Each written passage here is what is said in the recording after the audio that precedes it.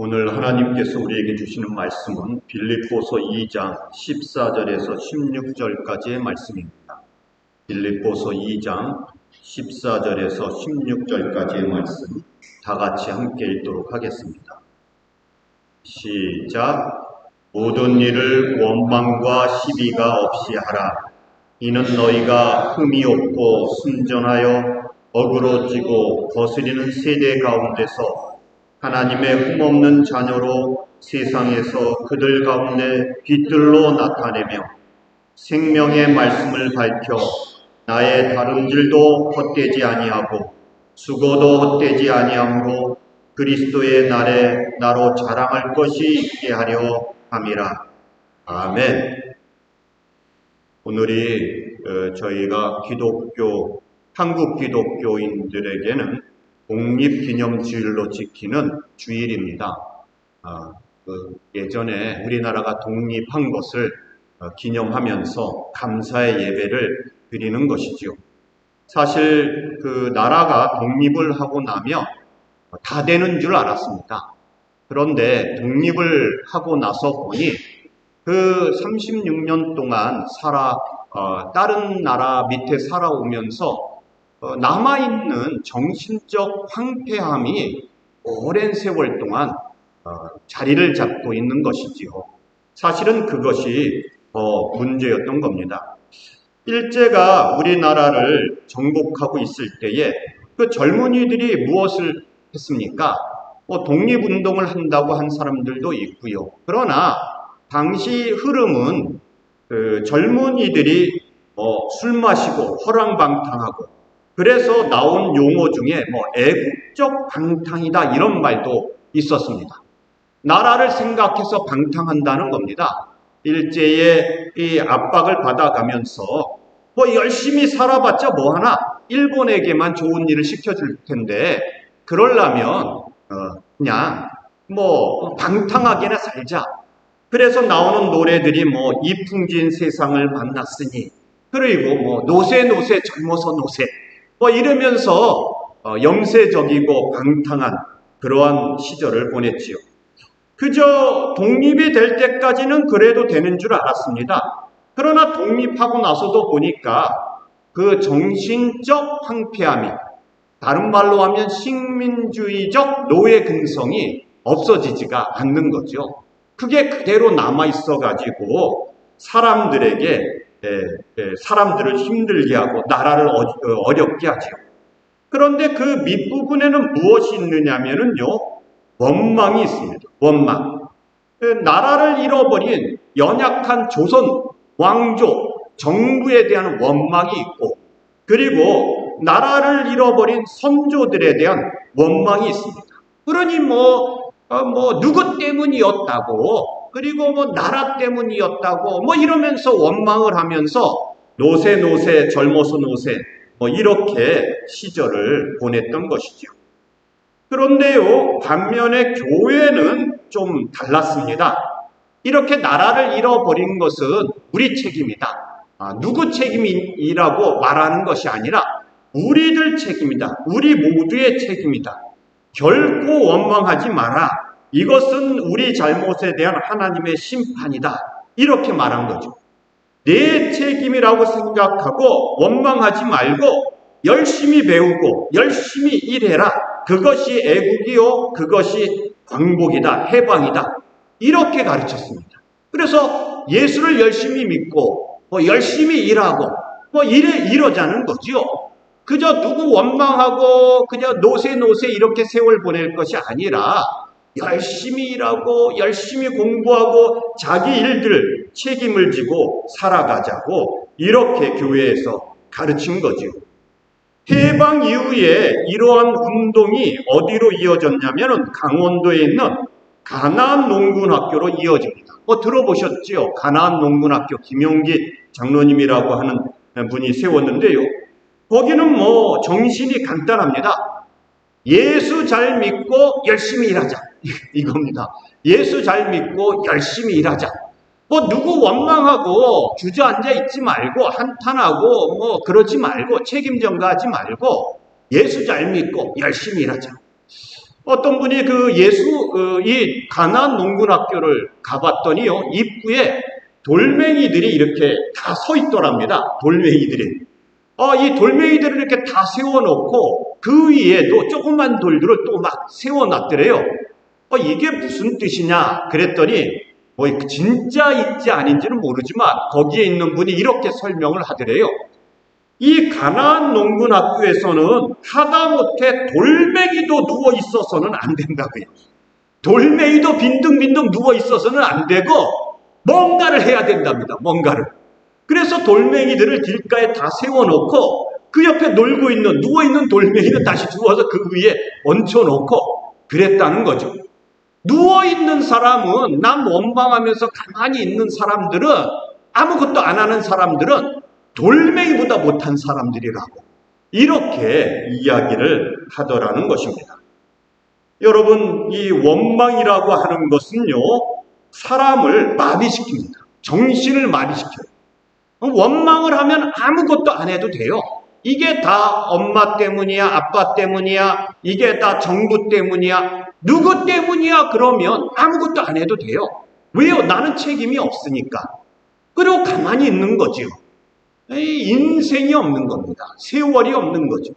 제정신이 아닌 사람들이라고 할 수 있는 것입니다.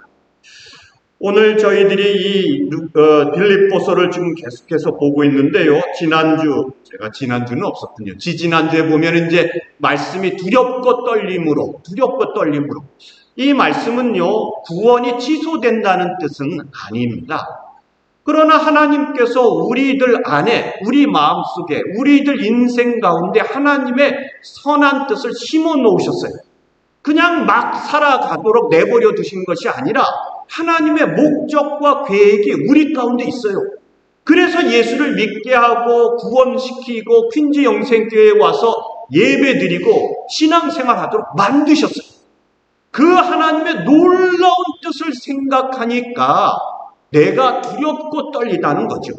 막 살고 싶은데 그럴 수 없다는 겁니다. 그렇게 살아가란 뜻으로 여기에 이 말씀을 주고 있는 것이죠. 오늘 본문에 보면은요, 생명의 말씀을 밝혀 이렇게 얘기합니다. 16절에 생명의 말씀을 밝혀. 하나님의 말씀을 받는 것은요, 생명을 받는 것입니다. 예수를 믿고 그리고 하나님을 믿게 되어지면, 예수를 믿게 되어지면 구원의 길로 들어가게 되어집니다. 히브리서에서는 복음을 들은 것을 유념하라 이렇게 얘기합니다. 그리고 그 들은 것을 흘려 떠내려 보내지 마라 그렇게 얘기합니다. 여러분, 복음을 들은 것을 잊어버리면 구원이 없다는 뜻입니까? 그런 거는 아닙니다. 여러분들은 구원받아요. 왜? 하나님께서 어찌 되었든지 구원시켜 주시기로 작정하셨거든요. 그리고 하나님의 열심히 여러분들을 구원하신단 말입니다. 그러나 문제가 무엇이냐면 이렇게 중요한 이 구원의 문제를, 이 하나님의 놀라운 역사를, 하나님의 이 복음을 전하는 것을 소홀히 하지 말라는 거죠. 소홀히. 너무 우습게 생각하지 말라고 이런 말씀을 주고 있는 것입니다. 오늘 여기 14절을 보십시오. 14절을 보면은 모든 일을 원망과 시비가 없이 하라 이렇게 얘기합니다. 여러분, 하나님의 놀라운 역사, 생명을 주는 이 복음에 대한 일들을 하는 데 있어서, 여러분, 이 일들을 하는 데 있어서 이게 이렇게 놀라운 일을 소홀히 할 수 없는데 이 일을 하면서 원망하는 사람들이 있더라는 거죠. 시비 거는 사람들이 있더라는 겁니다. 여러분, 빌립보 교인들이요, 바울이 전한 복음을 들었어요. 그리고 예수 그리스도를 믿게 되었습니다. 그리고 나서 교회를 세우고 교회 안에서 하나님의 복음을 전하는 일들을 하기 시작했어요. 여러분, 이게 하나님의 놀라운 구원의 역사로 보면 이 세상에 있는 어떤 사업보다도 큰 사업이고 위대한 사업이고 큰 일이에요. 놀라운 일입니다. 그런데 이 일을 하는데 감사함으로 기쁨으로 하는 게 아니라 그 안에 다툼이 일어났단 말이에요. 원망하고 시비를 걸고 누가 옳은지를 따져가고 이렇게 해서는 안 됩니다. 하나님의 일을 하는데 원망하면서 하지 마라. 시비 걸면서 하지 마라. 이런 말이지요. 여러분, 그 원망이라고 하는 것은, 시비라고 하는 것은 언제 일어나나요? 대부분의 경우가 내 생각이 옳다, 내 생각이, 이런 경우에 일어나죠. 내 뜻을 주장하고 관철시키기 위해서 시비를 가립니다. 내가 얼마나 맞는 말을 했는데. 여러분, 이 맞는 말이 다 옳은 말은 아니에요. 맞기는 하죠. 그러나 그 시간에, 그 위치에서는 해서는 안 되는 말들도 많습니다. 올바르지 않은 거죠. 교회라고 하는 곳은요, 자기의 뜻과 계획이 그리스도와 함께 죽고 그리스도의 뜻이, 그리스도의 계획이 이루어지는 것을 말합니다. 교회는 그런 곳이에요. 교회는 내 생각이 앞서는 것이 아니라 하나님의 뜻이, 예수님의 말씀이 앞서는 거죠. 그런데 빌립보 교회에서는 내가 옳다고 그러면서 원망하고 싸웠다는 것입니다. 여러분, 이 사람들이 살아가다 보면 이 원망에 대한 것을 많이 보게 되어지는데요. 내가 잘못된 것은 언제나 다른 사람 탓이라고 말하는 분들이 있습니다. 내가 이렇게 잘못되어진 것은 사회 탓이고 부모님 탓이고, 내가 이렇게 잘못된 것은 친구 탓이고, 다 다른 사람 탓이에요. 다른 사람 탓. 그리고 다른 사람이 잘못되어지고 있는 것은 그 사람 탓이래요. 그 사람의 성격에 문제가 있고, 그 사람이 게을러서 그렇고, 그 사람이 악하기 때문에 그렇고. 여러분, 이게 원망이라고 하는 것입니다. 원망이라고 하는 것은 무책임한 사람들이 하는 것입니다. 내게 책임이 없거든요. 책임이 없어요. 내가 한 일이 아니라는 거죠. 원망하는 것으로 자기 자신을 정당화합니다. 교회가 왜 이렇게 어려운가? 이 가정이 왜 이렇게 어려운가? 내 인생이 왜 이렇게 어려운가? 내 책임이라고 말하면 안 되거든요. 그랬다가는 내가 뭔가를 해야 될 것 같습니다. 가정을 위해서, 교회를 위해서, 내 인생을 위해서. 그런데 쉬운 방법이 있어요. 원망을 하면 돼요. 원망을. 어머니, 아버지를, 혹은 주변 사람들을, 형제, 자매들을, 누군가를 원망하면 나는 아무것도 안 해도 되거든요. 그리고는 이제 원망을 하는 거죠. 책임을 부정하는 겁니다. 원망에서 변명이 나오고, 원망에서 게으름이 나오고, 원망에서 폭력이 나오게 되어지는 것입니다. 여러분, 원망하는 사람은요, 자기가 없는 사람입니다. 자기 자신이. 자기 정체성이 없어요. 뭔가 자기가 행함으로 말미암아 나를 말하는데, 그런데 원망하는 사람은 그 자리에 없는 사람이거든요. 누구든지 다른 사람에 대한 원망으로 넘어가 버리고 마는 것이죠. 여러분, 이 구약을 한번 보십시오. 이스라엘 백성들에 대한 이야기를 보면 이 원망에 대한 적나라한 기록들이 있습니다. 출애굽기 15장, 이제 홍해를 건넜어요. 홍해를 건너고 나서 조금 가다 보니까 물이 없단 말입니다. 그런데 이 마라라고 하는 것을 만났어요. 그래서 거기에 샘물이 있어서 마시려고 했더니 너무 써서 못 먹겠단 말입니다. 그러자 원망을 합니다. 제가 이 성경책을 이렇게 읽어가다 보니까 하나님을 찬양하는 것, 홍해를 건너고 하나님을 찬양하는 것이 14장에 나와요. 14장에. 그리고 한 장 딱 넘기면 15장부터 원망이 시작돼요. 출애굽기 16장. 출애굽한 지 2달 보름이 되었습니다. 양식이 떨어집니다. 그러자 또 원망을 합니다. 하나님께서 이 사람들을 만나와 메추라기로 먹이시고 여러 가지 물을 해결해 주시지만 광야를 지나는 동안 계속 원망합니다. 이제 가나안 땅에 거의 다 왔습니다. 민수기 14장. 12정탐꾼을 보냅니다. 12정탐꾼을 보내죠. 그거 왜 보냈을까요? 그냥 들어가면 되지. 그런데 12명이 갔는데 10명이 돌아와서는 야, 가보니 저 사람들은 허우대가 멀쩡하고 굉장히 키도 크고 용사들이고 우리가 그 앞에 서면 메뚜기처럼 보일 거다. 이러면서 원망을 시작합니다. 그러자 모세와 아론이 기도를 하고요. 여호수아가 옷을 찢으면서 하나님을 기억하라. 하나님을 거역하지 말라. 이렇게 얘기합니다. 그랬더니 사람들이 돌을 들었어요. 때려 죽이겠다고. 여호수아. 여러분, 2명은 가나안 땅에 들어가자 그러고 저들은 우리의 밥이다 이러고 10명은 안 된답니다. 들어가면 우리는 다 죽게 된답니다. 다수결로 하면 어떻게 됩니까? 이 민주주의로 하면 들어가면 안 되는 거지요. 하나님께서 이때 진노하셔서 말씀을 하시지요. 물론 이들을 다 진멸하고 그리고 새롭게 시작하시려고 하시는데 모세가 중보 기도를 하지요.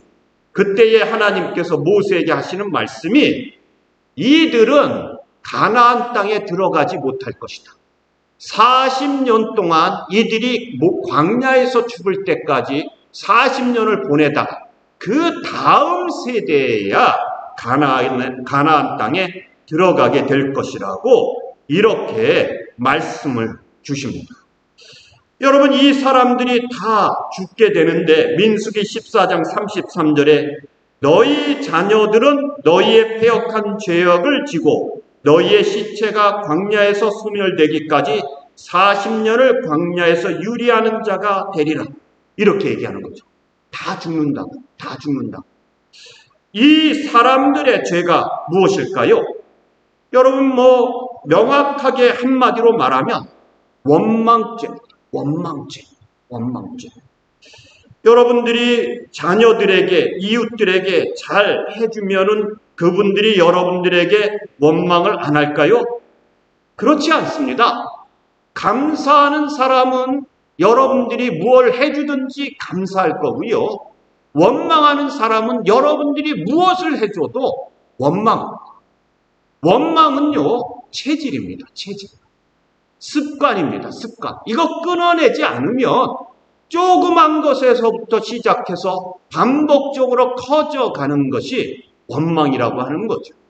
자녀들이라고 다른 것이 아니고요. 이웃이라고 다른 것이 아니고요. 교회라고 다른 것이 아니라는 거죠. 기독교인은 어떤 일이 있어도 원망해서는 안 됩니다. 왜요? 하나님께서 이 현실로 오늘 이 자리로 우리들을 부르신 거거든요. 우리가 원망한다는 것은 하나님의 부르심을 원망하는 것이고요. 하나님을 믿지 못하는 것이죠. 우리가 이 자리에 와 있는 것이나 여기에서 예배 드리는 현실은 하나님의 부르심 속에 있다는 것이죠. 그러니 원망해서는 안 된다는 겁니다. 무엇보다도 예배를 드리거나 선교를 할 때에, 하나님의 일을 할 때에 우리는 원망해서는 안 됩니다. 근데 우리가 이 자리에 나올 때에 이 모든 문제에 있어서 잘못은 나에게 있다고, 내 책임이라고 이렇게 생각하며 나오는 것이죠. 미국 사회가 어지럽고 혼란스러운 것이 다른 누구 때문이 아니고 우리 기독교인들 때문이고 나 때문이라고 이렇게 보는 것이지요. 교회의 문제가 다른 누구의 잘못도 아니고 내 책임이라고 말하는 것이죠. 가정의 여러 가지 일들도 어떤 상황인지 알 수는 없으나 그러나 내 책임이라고 생각하고 예배를 드려야지만 온전한 예배를 드릴 수 있게 되어지는 것이죠. 여러분, 여기 14절 말씀을 보십시오. 모든 일을 원망과 시비가 없이 하라. 모든 일을 원망과 시비가 없이 하라. 예수 믿는 사람들이 이 예수 믿어가면서 입에 이 원망을 달고 사는 것처럼 그것처럼 보기 싫은 것도 없는 것입니다. 어떠한 일에 있어서도 원망해서는 안 되는 거죠. 사도 바울이 이 원망에 대한 말씀을 고린도서에서도 한번 이야기합니다. 고린도전서 10장 9절부터 11절 말씀 우리 다 같이 한번 읽어보도록 하겠습니다. 시작. 저희 중에 어떤 이들이 주를 시험하다가 뱀에게 멸망하였나니 우리는 저희와 같이 시험하지 말자. 저희 중에 어떤 이들이 원망하다가 멸망시키는 자에게 멸망하였나니 너희는 저희와 같이 원망하지 말라. 저희에게 당한 이런 일이 거울이 되고 또한 말세를 만난 우리의 경계로 기록하였느니라. 아멘. 여러분, 이 사도 바울이 무슨 얘기를 하는 겁니까? 구약 성경에 기록되어져 있는 이야기들은 이 원망에서 저주받고 원망에서 멸망한 자들의 이야기는 우리들에게 주는 교훈이라고 하는 거죠. 우리가 예수 믿는 사람으로 부름 받았으면 원망하지 말고 시비 가리지 말고 여러분 주님 앞에 나아가야지 되는 것이죠. 여러분, 이게 쉬운 게 아닙니다. 이제 예배 끝나고 내려가서 이제 교제를 나누면서도 또 원망이 나오죠. 주차장 가면서도 원망이 나오고 이 시비를 가리게 되어죠. 그럴 때마다 오늘 이 말씀을 생각해야지 된다는 것입니다. 그 다음에 15절 말씀에 보면은요, 이는 너희가 흠이 없고 순전하여 어그러지고 거스리는 세대 가운데서 하나님의 흠없는 자녀로 세상에서 그들 가운데 빛들로 나타내며 이렇게 이야기합니다. 여러분, 이 세상이 참 요란합니다. 하와이에 불난 거 들으셨죠? 아니, 불이 어떻게 났길래 그 많은 사람들이 죽고 피해를 입나요? 이거는 자연재해니까 그렇다고 하지만은요, 여러분 한국에서 이유 없이 길거리에서 칼을 들고 휘둘러대는 사람들이 있습니다. 미국에서 총 들고 이유 없이 쇼핑몰이나 학교에서 총을 쏘는 사람들도 있습니다. 여러분, 세상이 이렇게 요란한 것은요, 모두가 자기가 옳다고 주장하기 때문입니다. 내가 옳다고요. 내가 옳다고. 내가 살아가는 방식이 맞다고 이렇게 얘기하는 세상인 거죠. 이런 세상에서 우리 보고 어떻게 살으라고 말씀하냐면 손해를 보고 양보를 하고 원망과 시비를 하지 않는 사람으로 살아가라고 이렇게 얘기합니다. 바보처럼 보이는 그러한 모습으로 이 세상을 살아가라고 그럽니다. 여러분, 이러한 사람들을 세상은요 가만두지 않아요. 이용합니다. 이용해요. 이러한 사람들을 만만하게 봅니다. 짓밟으려고 합니다. 그런데 성경은 그렇게 살으라고 그러면서 예수님에 대한 이야기를 하죠. 예수님께서 사람들의 원망을 받으면서 사실 예수님이 무슨 죄를 졌습니까? 그러나 예수님이 십자가에 달리시는 것은요, 이 사람들의 원망을 돌리기 위한 정치적인 그런 것이거든요. 예수님께서 그런 원망을 받아 돌아가시면서도 뭐라고 기도를 하세요? 아버지여, 저들의 죄를 사하여 주옵소서. 저들이 알지 못하고 행하나이다. 이렇게 얘기합니다. 만약에 예수님께서 십자가에서 달리 죽으시면서 너희들 어디 한번 두고 보자. 내가 이대로 끝나는 줄 아느냐? 내가 하늘나라에 올라가서 천군 천사를 데리고 내려와서 너희 로마 군사와 유대인들 너희들 한번 혼을 내주겠다. 이러고 원망하면서 돌아가셨다면 기독교는 없지요. 있을 수가 없습니다.